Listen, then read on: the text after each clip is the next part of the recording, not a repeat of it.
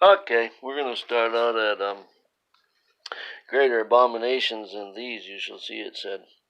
Then he brought me into the inner court into the Lord's house, and behold, at the entrance of the temple of the Lord, between the porch and the altar, were about 25 men with their backs to the temple of the Lord, and their faces toward the east, and they were prostrating themselves eastward toward the sun. And he said to me, Do you see, son of man?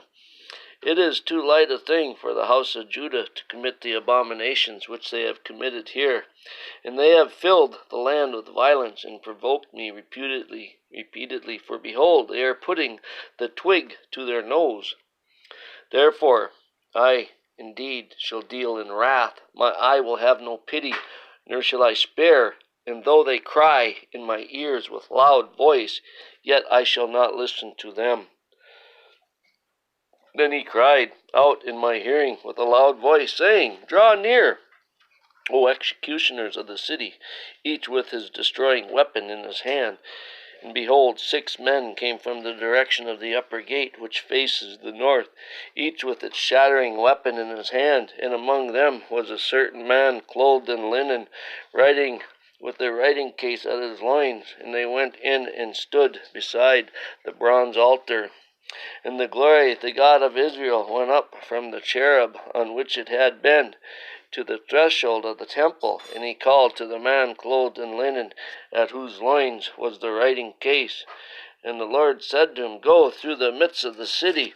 I'm going to stop right there, and I'm going to read. I don't often do this. I got to know the Bible well before I ever went into reading the concordances stuff down here, and had the Spirit of God be taught before you ever looked at other people's men's, because that's what you set with God, and you allow him to do it first, and then you see what others say. But this is important here, and it's good.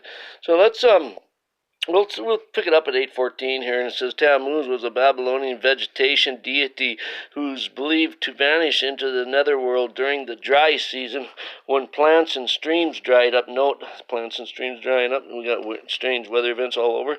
Public dirges marked as departure of Tammuz. The women of Jerusalem taking part in this idolatrous worship gave evidence of the hold of idolatry in the holy city. Writing case at his loins, that's what the writing case was. We're going to move to this, what it is. It was customary in the East for men to wear the writing case, or the inkhorn. In King James it'd be in the girdle, the glory of the God of Israel, the visible manifestations and the evidence of God's presence with his people. In a vision, Ezekiel saw the glory leave the Holy of Holies and linger at the threshold. That would be 9:3 down here. We'll cover that in a bit here. Then it hovered over the city and paused on the Mount of Olives, slowly, reluctantly. God was leaving his people. After the departure of the glory of God, the city was defenseless before its enemies. And then it says, and then the men who sigh and groan, those who disapprove of the city's idolatry, they are marked for safety. All others are to be destroyed.